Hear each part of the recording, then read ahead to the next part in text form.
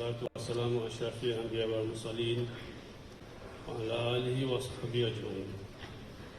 Assalamualaikum warahmatullahi wabarakatuh. Yang berhormat Datuk Seri Ismail Sabri bin Yaakob, Perdana Menteri Malaysia. Yang berhormat Senator Datuk Haji Idris bin Haji Ahmad, Menteri di Jabatan Perdana Menteri, Hal Ehwal Agama dan Isteri. Yang berhormat Menteri-Menteri, Timbalan-Timbalan Menteri, Persekutuan, tetamu kenamaan, hadirin dan hadirat yang kita kasih sekalian. Alhamdulillah, beta merafakkan setinggi-tinggi kesyukuran kehadrat Allah SWT kerana dengan rahmat, inayah dan nikmat kurniaannya, maka dapat kita semua berhimpun bersempena sambutan Maulidul Rasul peringkat kebangsaan tahun 1444 Hijrah bersamaan 2022 Masihi.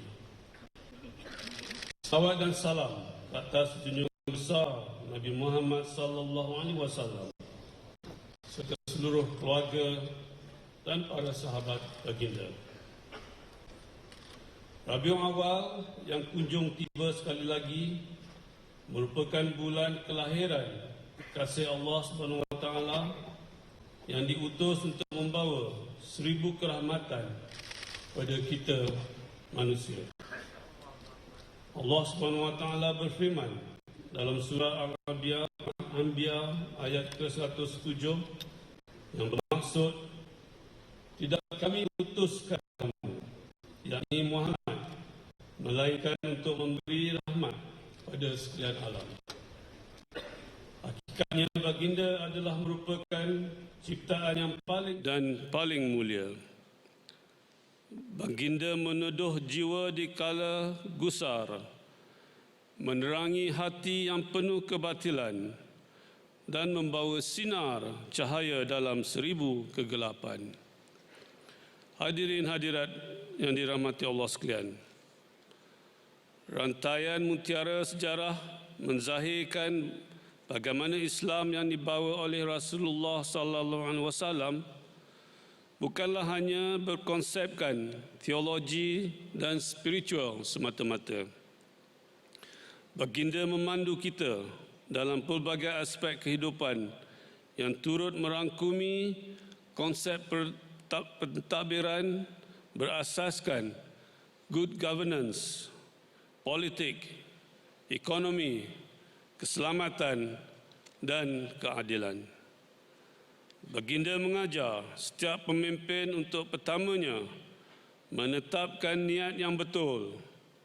Setelah itu, berlaku jujur dalam menjalankan amanah dan meletakkan nilai ketakwaan kepada Allah SWT sebagai pegangan utama. Konsep pemerintahan yang dituntut Islam adalah merupakan satu amanah yang sentiasa berada dalam ruang lingkup ikatan perjanjian di antara manusia dengan penciptanya. Makanya, setiap apa yang dilakukan oleh pemimpin hendaklah dibuat semata-mata atas dasar untuk menjaga kemaslahatan ummah.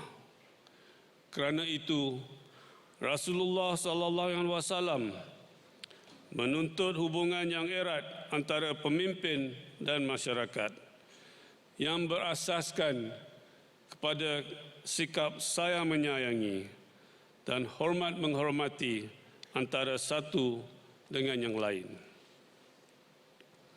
Sabda baginda dalam hadis yang diriwayatkan oleh Muslim yang bermaksud, sebaik-baik pemimpin kamu adalah mereka yang kamu cintai dan mereka mencintai kamu serta mendoakan kamu dan kamu mendoakan mereka.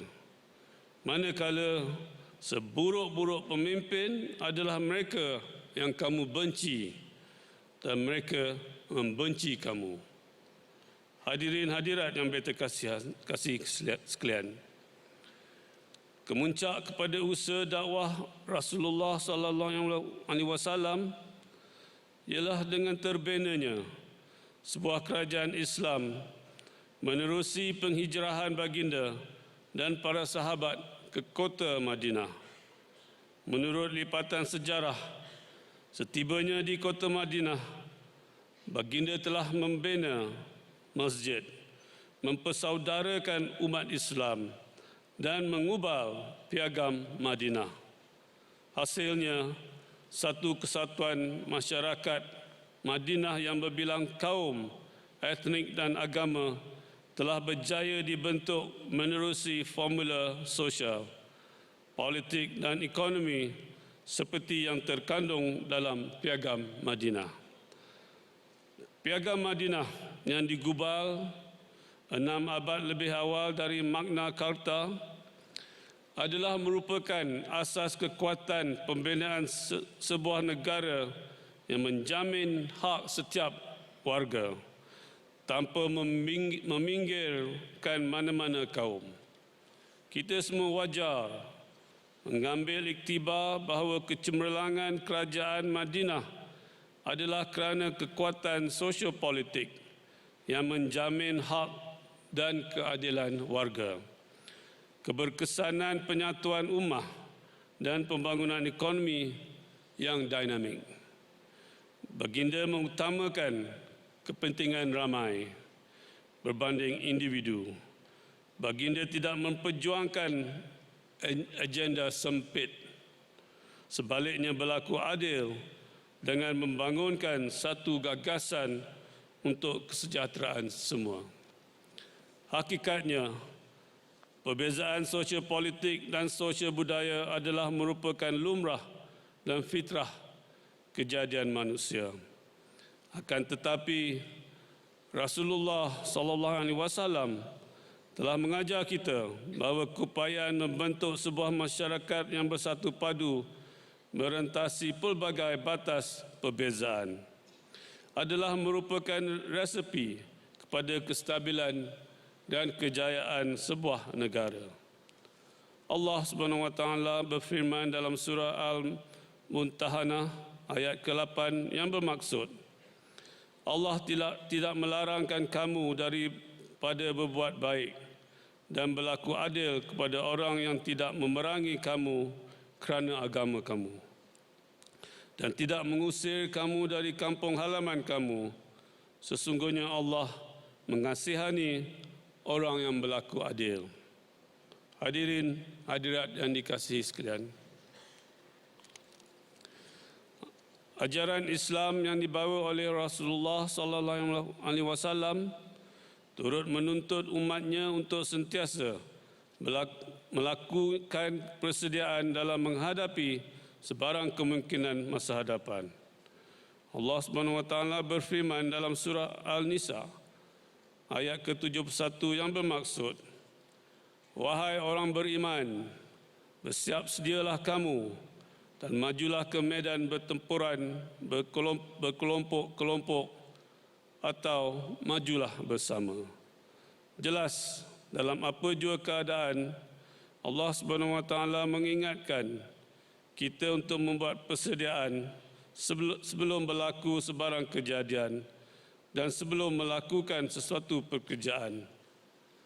Di sini kita sedia maklum bahawa saban tahun tak kala kehadiran bulan November, Malaysia akan berhadapan dengan risiko berlakunya banjir.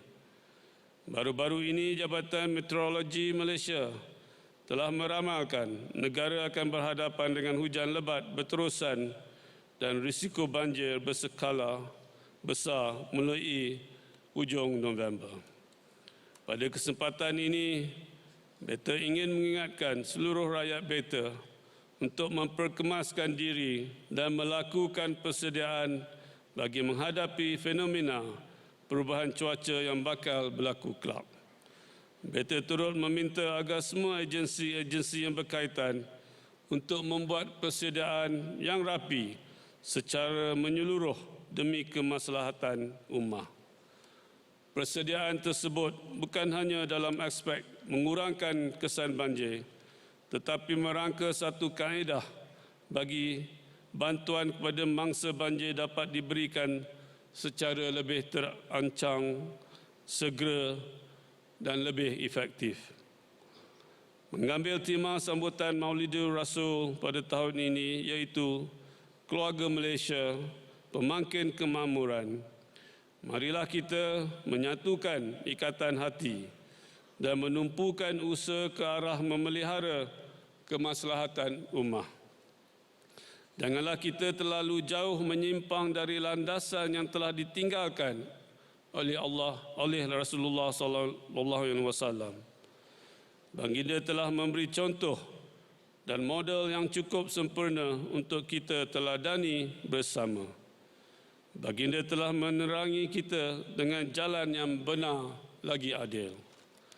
Marilah kita bangkit bersama-sama dan memberi keutamaan kepada kemaslahatan ummah dengan menjunjung petunjuk dan tauladan yang telah diwasiatkan oleh seorang insan yang paling sempurna lagi mulia.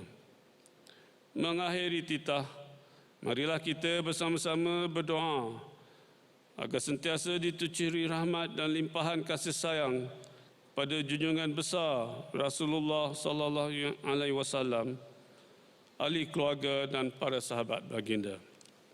Semoga Allah Subhanahu wa taala akan melindungi negara kita yang kita cintai ini dan rakyatnya dari sebarang musibah dan bahaya yang melanda. Sekian, wabillahi taufiq wal hidayah. Assalamualaikum warahmatullahi wabarakatuh.